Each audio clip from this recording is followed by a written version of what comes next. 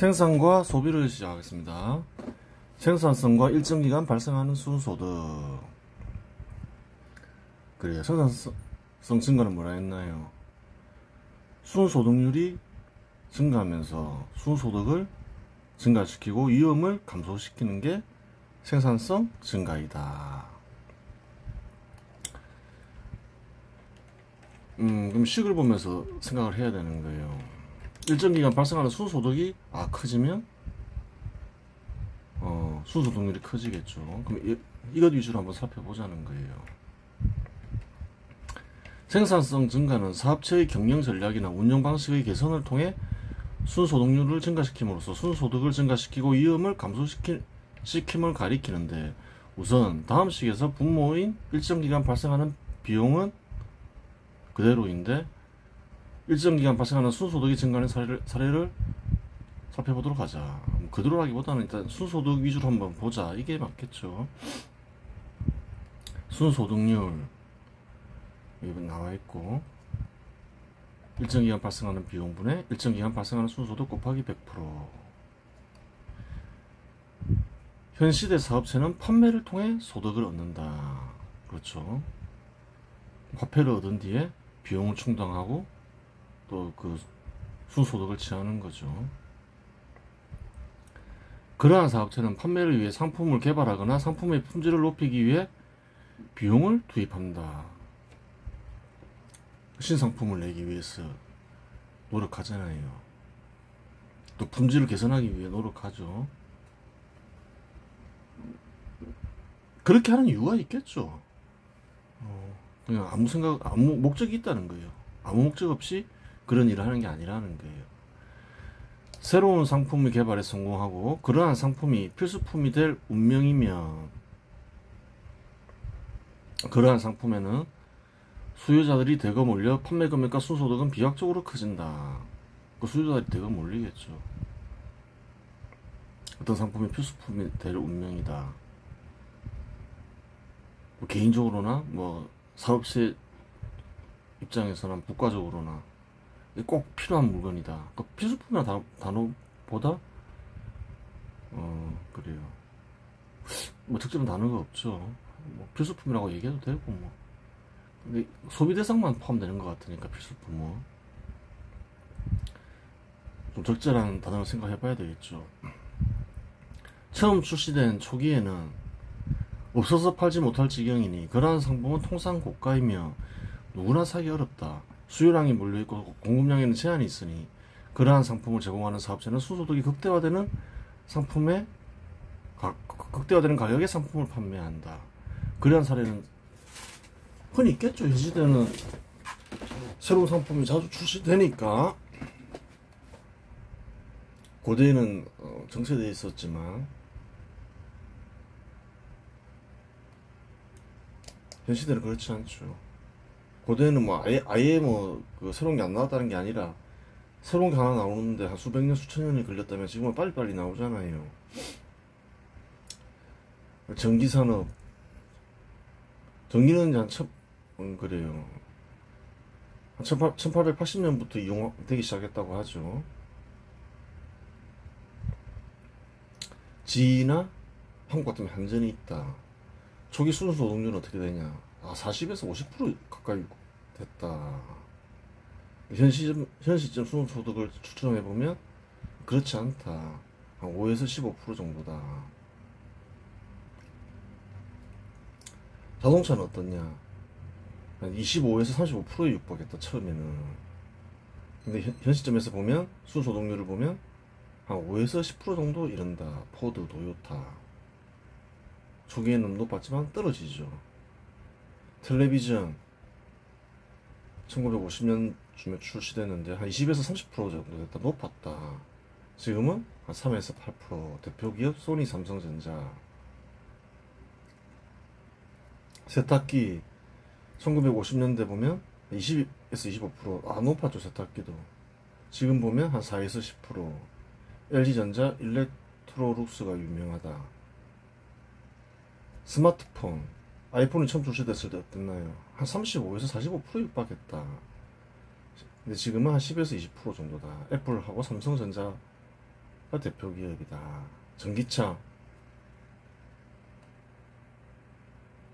30에서 40% 예육 받겠다. 지금은 한 5에서 12% 정도 받게 되지 않는다.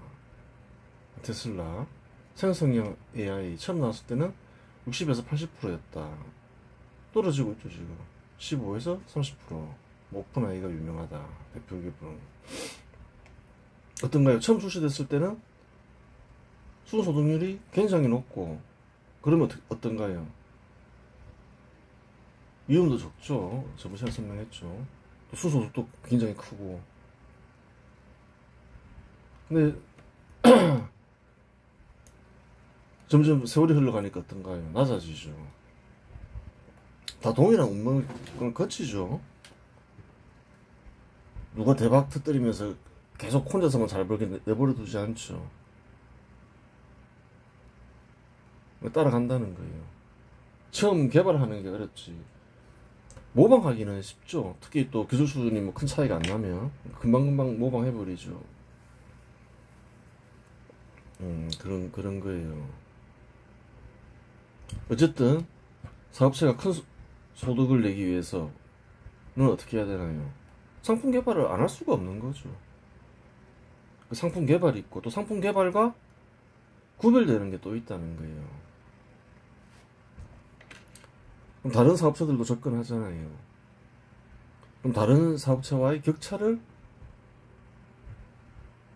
유지하기 위해서 처음 그래요. 출시한 사업체는 어떻게 할까요? 품질 개선을 하죠.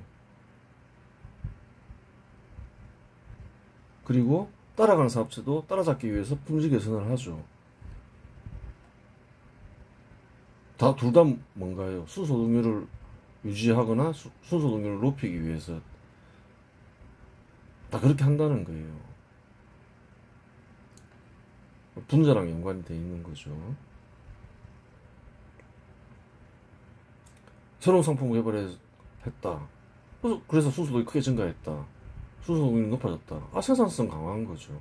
시장 효과도 아니고 투자 효과도 아니잖아요. 투자랑 완전 무관하진 않죠. 신상품을 개발하는데 투자하면서 신상품 개발하니까. 근데 이제 앞에서 투자 효과는 설명했죠. 그냥 투자량을 조절하는 게 투자 효과라고 규정했으니까, 이제 이런 경우는 이제 생산성 효과에 해당된다. 신상품 개발. 그리고 품질 개선 두 가지가 대표적이다. 시장이 어떻게 형성이 될까? 이거 보면서 생각을 해야 돼요. 새로운 상품은 주로 발전한 나라에서 먼저 나오죠. 전기차도 테슬라도 미국에서 나오고, 원래 자동차도 뭐 몇 개국이 있지만 미국도 그 초기에 만들었고. 근데 순소득률을 보면 떨어진다는 거예요. 품질을 따라잡히면 어떻게 되나요? 뒤바뀔 수도 있다는 거예요. 처음에 출시했지만. 근데 현 시대는 이제 이러한 현상이 점점 더 심해지고 있죠.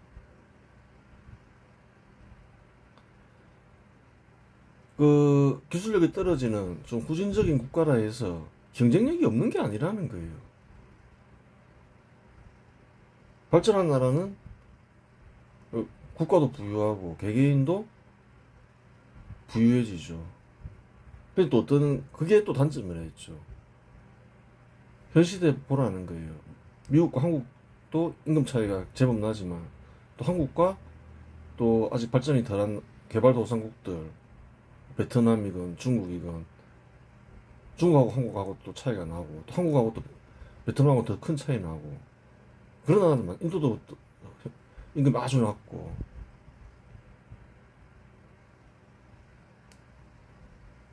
그 비용 전체적으로 어떤가요? 임금도 하나의 비용 중에 하나에 속하겠죠. 또 개발이 덜한 곳은 또 덜한 곳 나름대로 경쟁력이 있다는 거예요. 시작할 수 있죠. 처음에는 저가로 시작하겠죠. 그러면서 거기서도 이제 품질 개선을 위해서 노력할 거 아니에요. 그러다 보면 따라잡히죠. 이 대표적인 나라가 이제 뭐 미국은 잘했지만 그래도 미국을 예로 들면 자동차 같은 경우에 한 3, 40년 전에 어땠나요? 일본이나 미국 차에 비하면 한국 차는 좀 불량스럽게 느껴졌다는 거예요. 저가 위주였다는 거예요. 세월이 흐르니까 어떻게 되나요? 품질이 뭐 큰 차이가 안 나죠, 이제. 좁혀지는 거예요.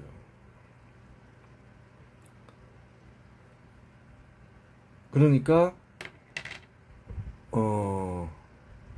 항상 품질 격차를 유지하면서 고급화로 나가야 되는 거죠. 저가는 기본적으로 그 발전한 국가에서 다 저가 뺏기게 돼 있다는 거예요. 다 하면 좋지만 다 하기가 어렵잖아요. 인건비가 차이가 뭐 10배 이상 차이가 나는데 다른 걸로 커버하려고 노력해야 되겠죠. 그러니까 하다 보면 고급화로 안 가면 어떻게 되나요? 품질에서 격차가 못 벌어지면 망한다는 거예요. 인건비가 훨씬 저렴한 쪽에서 유리한 거죠. 품질이 이제 거의 비슷해지면. 그 사례도 드러났잖아요. 웅진에너지라고. 중국 업체가 따라와서 품질 격차가 좁아드니까 어떻게 되나요? 그거 막 부도나잖아요. 그런 거예요. 그 미국이 이제 격차가 심할 때 노력을 하면 고급화로 나가면 뭐 철강도 그렇고 자동차도 그렇고 뭐 지금처럼 쇠퇴하지 않았겠죠. 항상 노력을 해야 된다는 거예요. 어느 나라나. 저가는 어차피 뺏긴다. 고급화로 나가야 된다. 그렇게 생각해야 되는 거예요.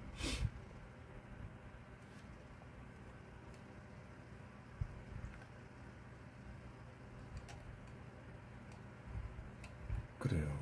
새로운 상품을 개발하기가 어렵지 모방하여 상품을 만드는 일은 어렵지 않고 처음 개발할 때보다 비용이 덜 든다. 처음에 만들 때 힘들었겠죠. 오픈 AI도 전기차도 테슬라도. 근데 이제 뭐 딱 보니까 저런 게 되네 하고 보면 기술이 어느 정도 있는 나라들 사업체나 국가들은 다 따라한다는 거예요. 못 따라잡을 게 없다는 거예요.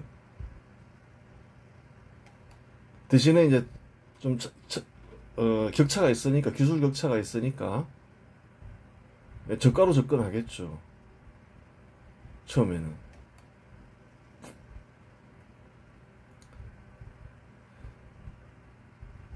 위표를 보면 알 수 있듯이 초기 상품 개발 시 순서 동률은 작게는 20%에서 많게는 50% 이상 발생함을 확인할 수 있다. 사실이잖아요. 따라서 순소득률을 유지하기 위해서는 자연히 품질 개선을 통해 추격 업체보다 우위의 위치에 있으며 상품 가격상 상품 간의 격차를 유지해야 한다. 격차 유지에 실패해야 한다. 따라잡힌다. 그럼 여러 중에 하나가 되는 거죠. 망할 수도 있고 비용이 훨씬 저렴한 곳에서 품질을 따라잡히면 그렇죠. 비용이 아주 낮은 곳에서 품질을 따라잡았다. 그러면 가격 차이가 크니까 망한다는 거예요. 여기서 품질은 기술일 수도 있고 디자인일 수도 있다. 어느 정도 시간이 흐르면 통상 고가 상품을 생산하는 업체와 저가 상품을 생산하는 업체로 나누어진다. 앞에서 다 설명했죠. 한 가지 방식을 또 더 보자는 거예요. 이외에도 다양한 방식으로 순소득을 증가시킬 수 있다. 가장 대표적인 생산성 향상 방식은 시장 개척을 통해 판매 경로를 다변화하고 보다 많은 수요자들을 확보하는 방식이 있다. 시장을 넓히면 순소득과 순소득률을 넓힐 수 있다. 이렇게 되는 거예요. 판매 경로의 다변화 역시 순소득 증가에 크게 기여한다. 기존의 오프라인 유통망에 대해 온라인 쇼핑몰, 모바일 플랫폼, 글로벌 마켓으로 확장함으로써 접근성과 편의성이 높아지면 수요자를 구하기 쉬워져 저가 판매 위험이 감소한다. 시장을 넓힌다는 거예요. 이런 공간적으로 넓힐 수도 있고 이런저런 방식으로 시장을 확대해서 더 많은 구매자들을 확보한다는 거죠. 보다 큰 시장을 확보할수록 경쟁의 강도는 약해지기 때문이다. 위험도 감소한다. 경쟁의 강도가 약해지면 어떤가요? 보다 큰 시장을 확보하면 분모인 투입 비용을 증가시키면서 생산량을 늘리더라도 순소득률을 유지하며 순소득을 증가시킬 수 있다. 보다 많은 구매자를 얻으면 어떤가요? 수요량과 공급량의 관계 속에서 보다 좀 비싸게 팔 수도 있잖아요. 올려도 다 팔리니까 순소득률이 올라가잖아요. 또 분자 중심으로 온다 했죠. 또 보다 많은 구매자를 찾았으니 가격을 안 올리더라도 보다 많이 좀 분모에 비용을 투입해서 보다 많이 생산해서 팔면 순소득이 증가하잖아요. 순소득률의 손상 없이.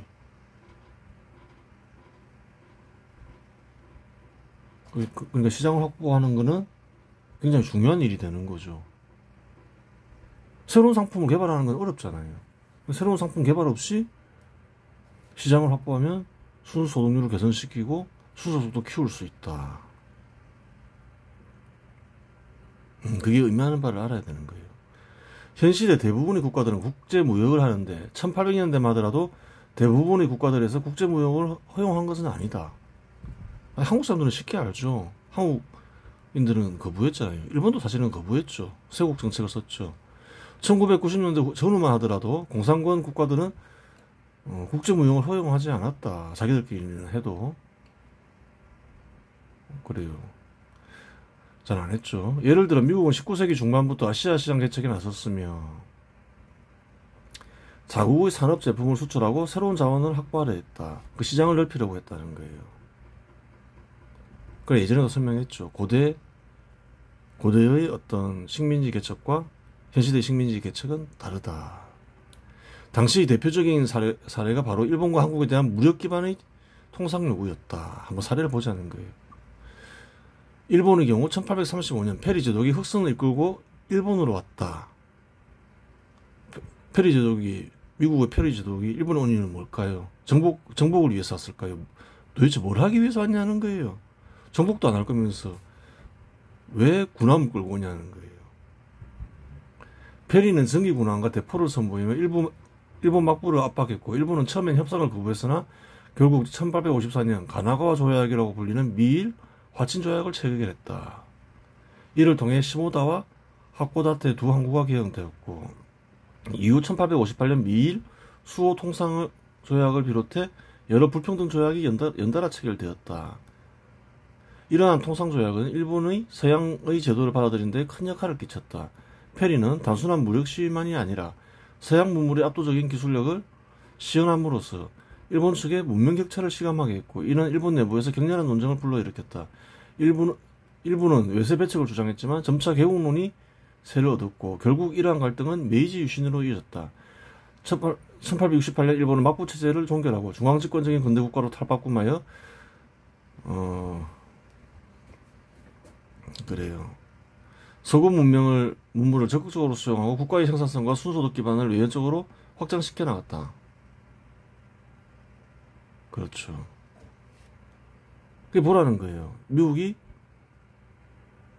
대포를 쏘면서 접근했다. 무엇을 하려고 했냐는 거예요. 뭐 식민지를 만들어서 그래 시장을 넓힐 수도 있지만 그래서 여기서 식민지로 만들려고 한 건 아니죠. 그래요. 큰 시장을 확보하려고 했던 거죠. 근데 큰 시장을 확보하려고 하는데, 거래 안 하려 하더라. 그러니까 대포 쏘면서 이제 시장을 확보한 거예요. 그 당시에는 이제 이런 사례가 흔했죠.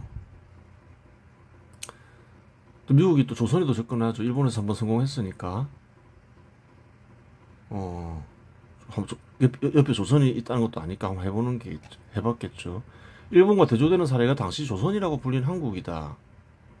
조선은 당시 세국 정책을 유지하고 있었으나 1871년 미국은 강화도에 상륙하여 초지진과 강성보를 공격하였다. 그래요. 거래하자 이러는데 안 할 거다 이러니까 또 공격했다는 거예요. 이는 신미양요라 불리는 사건으로 미국은 통상을 요구하며 군함의 활약을 시위하였다. 그 시기를 보라는 거예요. 개혁한 시기. 일본도 1868년부터 본격적으로 개혁을 시도했죠. 조선은 어떤 거예요? 1870년이잖아요. 그래요. 그 서양의 힘을 알았을까요? 몰랐을까요? 알았는데 개혁을 안 했다는 거예요. 접하면서 알았다는 거예요. 그전에는 얘기로만 들었을 수 있었겠지만 실제로 겪었다는 거예요. 한번 보자는 거예요. 조선은 외세의 침입에 강하게 저항하며 자국의 주권을 지키려 했으나 미국의 무력 시위 앞에서는 물리적인 열세를 드러내기도 했다. 한국에서는 이겼다고 가르치죠. 물리쳤다. 진짜 물리쳤냐는 거예요. 대표적인 사례가 바로 1870년 1년 신미양요이다. 열세를 드러냈다. 당시 미국은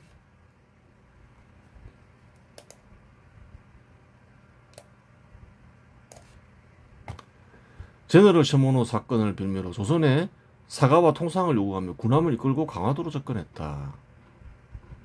이에 조선은 손돌목 포격으로 대응했고 외세의 압박에 굴하지 않는다는 결의를 보여주었다. 하지만 미국은 함대를 강화도 인근에 정박시킨 뒤 무장 상륙작전을 감행했다. 6월 10일 초지진이 공격받아 함락되었으며 다음 날에는 덕지진이 무혈 점령되었다. 그냥 다 함락된다는 거예요. 공격하면. 그 힘을 실제로 겪었죠. 이어진 광성보 전투에서는 조선의 어제현 장군이 수백 명의 병력과 함께 최후의 저항을 벌였다. 그래서 어떻게 됐을까요? 그는 수자기를 끝까지 놓지 않으며 전사했고 병사들 역시 맹렬히 싸우다 대부분 목숨을 잃었다. 거의 다 죽었다는 거예요. 힘을 겪었죠. 그럼 미국의 피해를 봐야 되겠죠. 미국은 전투에서 승리했지만 피해가 없었던 것은 아니다. 광성본 전투에서 미군은 장교 1명과 병사 2명이 전사하고 10명이 부상당했다. 한 3명 정도 죽은 거예요. 한국인들은 수백 명이 죽고 장군까지 다 죽었는데 3명 전사했다잖아요.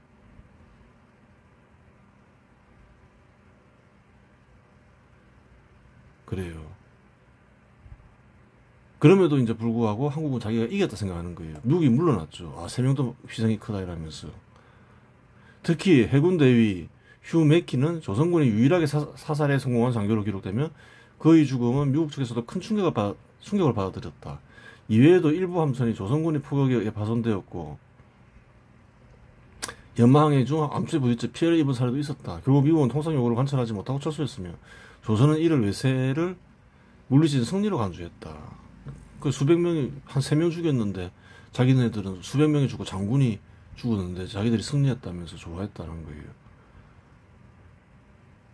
그래서 좋아할 수도 있죠. 근데 이제 힘을 느끼고 이거 안 되겠다. 개혁해야 되겠다. 개혁을 해야 될 거 아니에요. 일본은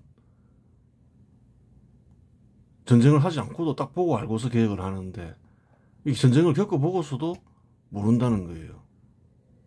봐서는 당연히 모르고 겪어도 모른다는 거예요.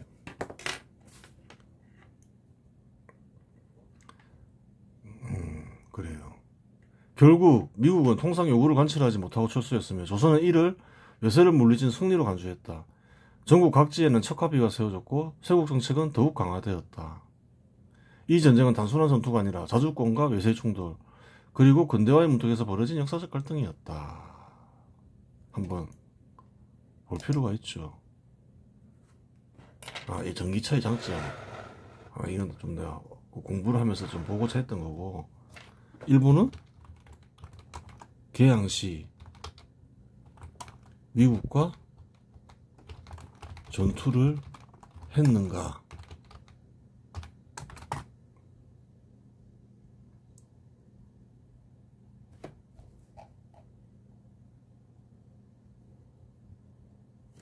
몇 척이 접근했다.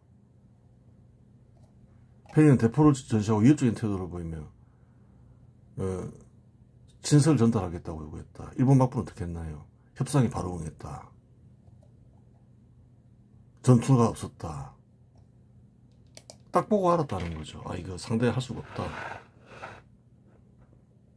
한국은 어떤가요? 딱 보고 위기를 느끼고 상대할 수 없다, 개혁해야 되겠다. 이제 그렇게 이제 생각하면서 들어갔던 거고, 이제 통상하면서 우리도 개혁해야 되겠다면서 실제로 개혁이 시작된 건 1868년이라는 거예요. 한국 조선이 미국의 힘을 직접 겪은 거, 그 서양 여러 국가들이 발전을 겪은 거, 발전된 힘을 겪은 거는 1871년 별 차이가 안 난다는 거예요. 근데 개혁을 안 하고 딱 봐도 모르고 직접 겪어서 완전히 박살나도 모르고 위기를 못 느끼는 거죠. 그래요. 그때 개혁, 이거 큰일 나겠구나, 이거 안 되겠어, 일본처럼 개혁해야 되겠어, 그렇게 생각했으면, 아니 개혁 한 3, 4년 차이 난다고 힘의 격차가 그렇게 심하게 벌어지냐는 거예요. 국부나 국력이 크게 안 벌어지는 거죠. 직접 겪어도 모른다는 거예요. 어떤 일은 딱 보면 아는데, 그 사실이라는 거예요. 미국이 조선과 일본에 접근한 목적은 대포를 쏘기는 했지만 정복이 아니라 거래, 즉 시장 확대임을 할 수 있다. 물론 이에 대한 대응은 한국과 일본은 완전히 달랐다. 비슷한 시기에 일본은 위기를 느끼고 개혁을 했고, 조선은 대표했음에도 불구하고 승리로 위장하여 아무런 개혁을 하지 않았다. 공산권 국가들은 앞의 국가들과는 사정이 다르다. 공산주의나 사회주의를 채택한 이들은 시장, 민간기업, 사유재산을 죄악시한다. 이제 시장을 확대하는데, 공산권 국가는 자신들이 개방하면서 이제 확대되게 했죠. 왜 그랬을까요? 공산주의 국가는 왜 시작했을까? 이렇게 생각해 봐야 되는 거예요. 공산주의 국가도 사업체를 키워야 되겠다 생각했겠죠. 근데 어떻게 키우려 했을까요? 민간기업은 안 된다, 이렇게 생각한 거예요. 그래서 공기업을 키워야 되겠다, 이렇게 생각한 거죠. 정부가 주인인 민간기업은 다 금지하고. 근데 그건 실패할까요, 성공할까요? 그건 역사적으로 증명된 사실이라는 거예요. 수천 년간 정부가 산업을 통제했지만 키운 사업체가 제대로 키운 사업체가 있냐는 거예요. 어느 나라에서건 간에 거의 없다는 거예요. 근데 민간에게 맡기니까 어떻게 되나요? 수천 명, 수만 명, 10만이 넘는 근로자를 고용하는 사업체도 생기잖아요. 수천 년간 정부했지만 그 어떤 정부도 해내지 못하는 일들을 민간인들은 아주 짧은 기간에 짧은 시간에 해내잖아요. 누가 100년, 200년 안에. 그러면 답이 정해져 있다는 거예요. 정부는 그래요. 정부 통제가 경쟁력이 없다는 거예요. 사업체를 키울 능력이 없다는 거죠. 역사가 증명하는 거잖아요. 사업체를 키워야겠다는 생각은 있지만 그 사업체는 민간 사업체가 아니다. 수천 년간 정부는 여타 산업들을 통제했지만 현 시대와 같이 제대로 사업체를 육성하지 못하였다. 제대로 육성한 사업체가 없다, 이렇게 써도 되죠. 사업체를 육성하는데 정부가 민간보다 더 뛰어나다는 생각은 역사적으로 틀렸으면 생각은 틀렸으면 역사적으로 증명된다. 역사적으로 수천 년간 증명했으면 됐지. 또 무슨 소리를 하냐는 거예요. 몇 번 얼마나 증명을 해야지 다 증명되는 건데. 또한 사업체에 결합시킨 생산 방식은 공동생산, 공동소비인데 이런 고대 농경이 시작할 때 여러 군데서 실시되었다가 실패하여 폐지된 생산 방식이다. 예전에 언급했죠. 또 복습해 볼 수도 있겠죠. 2000년 이전에, 2000 몇백 년 전에 아리스토텔레스가 쓴 글에 나와 있죠. 공동생산, 공동생산, 공동소비도 있고, 당시에 각자 소비, 공동생산도 있는데, 시간이 지나서 보면 다 사라졌다, 실패했다, 생산이 안 되더라, 이거죠. 굶어 죽더라, 생산이 안 되면서. 그것 때문에 다 사라진 거라는 거예요. 실패한 두 방식을 결합하면 성공한다? 수는 엉터리면서 억지스러운 견해로 실패는 확정되어 있는 것이었다. 실패가 확정되어 있는 거지. 둘 다 실패해서 역사 속에서 사라진 건데, 실패한 두 방식을 결합하면 성공할 수 있다. 그건 엉터리죠. 이 거짓말을 하는 게 아니라는 거예요. 앞에서 쭉 다 설명했으니까 별도로 설명하지 않겠습니다. 그래요. 수소독률을 증가시키는 방법, 수소득을 증가시키는 방법, 두 가지가 있다.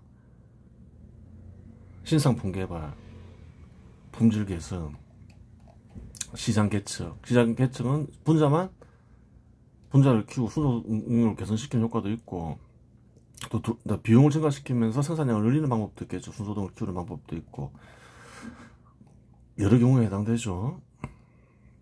대표적인 두 사례예요. 이번 시간에 여기서 마치겠습니다.